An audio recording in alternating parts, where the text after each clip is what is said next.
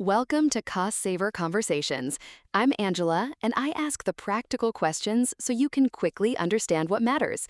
Today, I'm joined by Assad. Hi, Angela. We are unpacking hidden return costs on UK online purchases, how to stop losing money today, and tying it back to the wider cost saver ecosystem, including tools like Online Return Cost Audit UK, ASOS, Zara, H&M, Amazon, so you can turn insights into action quickly. Just a heads up before we dive in, we are your synthetic hosts. We are great with numbers, but as AI, we can sometimes be confidently wrong. Think of us as the digital versions of your most knowledgeable, slightly caffeinated friends. Exactly. Treat this chat as a smart estimate only, not as professional financial guidance. Always check important details with official sources or a qualified expert before making any big decisions. So, Assad, I wanted to talk about something that's been bugging me lately, online returns. Because I feel like, and tell me if I'm wrong, but it used to be so easy. Like you just send stuff back and that was that. No, you're absolutely right. For years, we were all kind of trained to think of returns as this completely free safety net. Order three sizes, keep one, send two back. Guilty. So guilty of that. Everyone was, and it felt like nothing lost, right? But that era it's quietly ending. And I say quietly because most people haven't really clocked it yet. Okay, so what's actually changed? Like, why now? Well, the numbers are just staggering.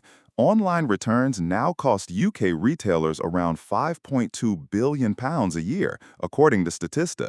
And that's an enormous drag on margins. So they've started pushing that cost back onto us. Wait, 5.2 billion pounds? That's wow. Yeah, and you're seeing it everywhere. Zara, Boohoo, H&M, Uniqlo, they've all introduced return charges in the past 2 years. But the sneakier thing is the retailers who've kept free returns in the headline, but then, shortened the return window or tightened conditions or just quietly stopped refunding the original delivery fee. Oh, that's actually quite underhanded when you put it like that. It is. And because these costs are scattered, delivery charges here, return postage there, a bit of packaging, your time, most people never sit down and add them up. But a household ordering, say, 3 or 4 times a month can quietly lose $80 to $150 a year on return fees alone. Hold on, $80 to $150 a year just on returns? Just on returns, without ever seeing a single big charge. It's all these little bits that, individually seem like nothing. That's the worst kind, honestly, the ones you don't notice. So where exactly is the money going? Like, break it down for me. Right, so there are 6 main ones, and I'll try to go through them let me just go through them. First one, the non-refundable original delivery charge. Okay. So, under the Consumer Contracts Regulations 2013, retailers must refund the basic delivery cost when you return an entire order within the 14-day cooling-off period.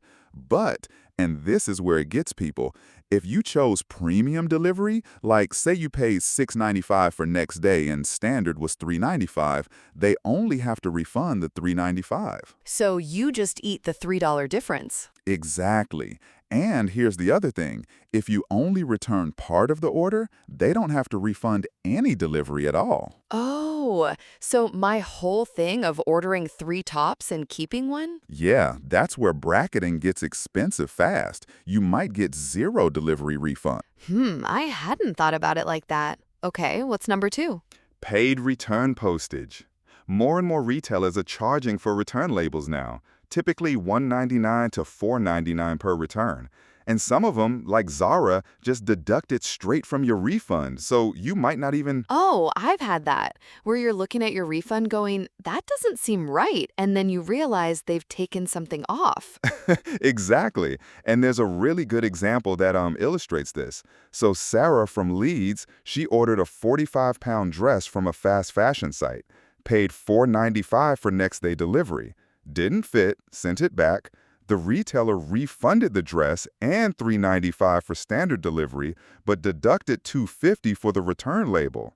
Her actual loss on a quote-unquote free returns order was £3.50. For something she never even wore. Never even kept. And that's nearly 8% of the item price. Does that make sense? Like, you can see how that adds up? Yeah, no, completely. It's kind of a lot. What about restocking fees? Because I've heard those mentioned, but I'm not sure how common they actually are. So they're still relatively rare on your high street sites, but they're growing, especially on electronics, furniture, marketplace sellers, and we're talking 10 to 20% of the item price. So on a 400 item, that's $40 to $80 gone before you've even counted postage. That's painful. And then this is one people really don't think about, packaging and time. Bubble wrap, tape, printing a label, driving to the drop-off point. If your nearest InPost locker is a mile away, that's petrol and, 30 minutes of your day. 4 times a month, and it's a real number. I've definitely done that drive more than I'd like to admit. What's number 5? Refund delays. Retailers have up to 14 days from receiving your item to actually refund you, and many of them take the full period. So if that $150 is sitting with them instead of in your account, and you end up in your overdraft or paying credit card interest while you wait. That's another hidden cost. Yeah. Okay, and the last one? Post-Brexit EU returns. And honestly, it's a nightmare. If you bought from an EU-based retailer and paid VAT or customs on arrival, getting that money back when you return something is just paperwork hell. A lot of people just give up and eat the loss. It's been one of the biggest changes since 2021, and it catches people out constantly. Oh, okay, so that's 6 ways you're losing money you probably didn't realize. And this is the bit I always get confused about. What are we actually legally entitled to? Because I feel like there's what the law says, and then there's what retailers sort of imply. Yeah, and that distinction is so important. So, the law, Consumer Contracts Regulations 2013. For most online purchases, you have a statutory right to cancel within 14 days of receiving the goods. Any reason. You don't have to justify it. Wait, really? You don't have to give a reason? No, not at all. You cancel, you then have a further 14 days to actually send the stuff back, and you're entitled to a refund of the item price plus the basic delivery charge if you're returning the whole order. And that refund has to be issued within 14 days of them getting the goods back. Okay, so that's what the law guarantees. What doesn't it cover? Right. So, no automatic right to free return postage. The retailer can make you pay for that as long as they told you before purchase. Premium delivery upgrades don't have to be refunded. And there are exclusions, sealed hygiene items like underwear, cosmetics, personalized goods, perishables once opened, all excluded from the cooling off period. Fair enough. But what if something's actually faulty? That's different, right? Totally different. That's the Consumer Rights Act 2015, and your rights are much stronger. If something's faulty, not as described, or not fit for purpose, full refund within 30 days, and the retailer pays the return costs. Between 30 days and 6 months, you're looking at repair or replacement. After 6 months, it gets harder because the burden of proof shifts to you. So you should never be paying to return a faulty item. Never. And if a retailer tries to charge you for that, push back. That's the law, regardless of what their own returns policy said. Oh, that's actually reassuring.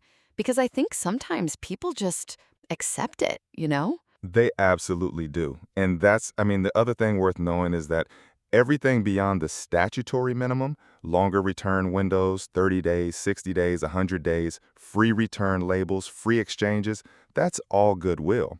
The retailer can change it, restrict it, withdraw it, often without even announcing it. Which is why you have to check every time. Every single time. Have I explained that clearly? Because I know it's a lot of... No, that's really clear, actually. So the big question then, how do we avoid getting stung? Like, practically, what should people be doing? Okay, so the single most useful habit is honestly just a 2-minute check before you click pay. 5 questions. What's the return window, and does it start from order date or delivery date? Is return postage free, paid, or deducted from the refund? Is there a restocking fee on this category?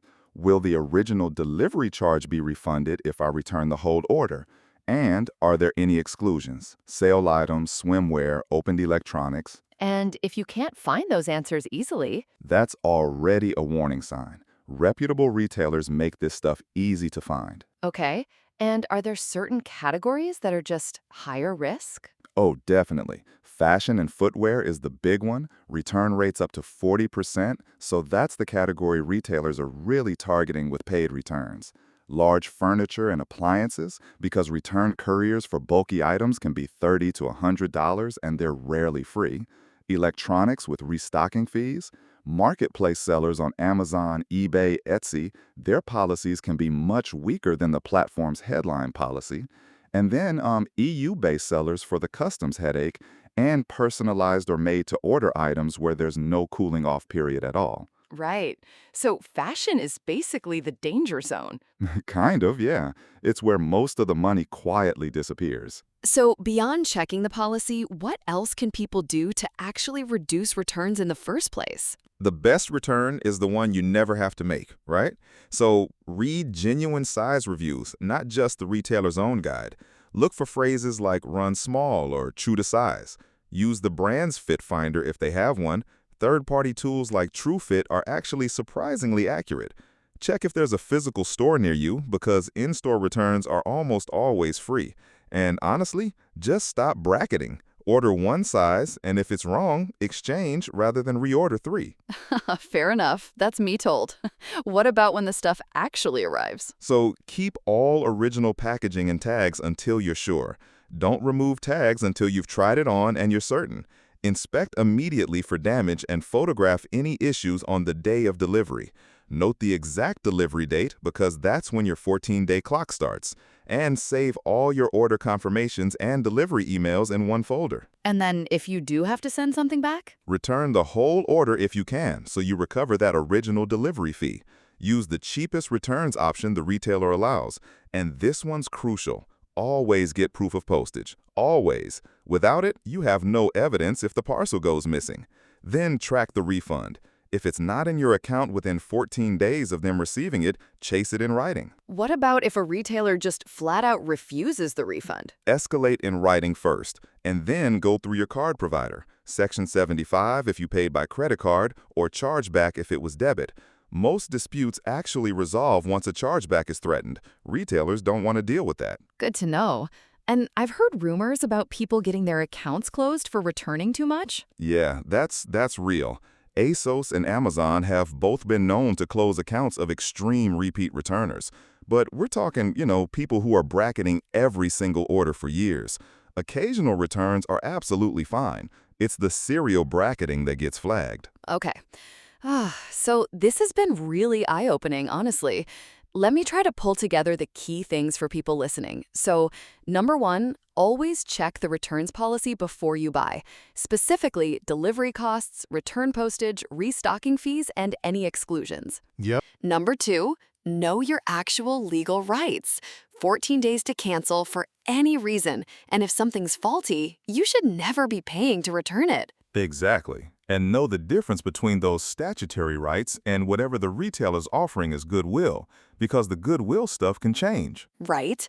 And three, if you do return something, keep your evidence, get proof of postage, and chase the refund if it takes more than 14 days. And honestly, screenshot the returns policy at the moment of purchase.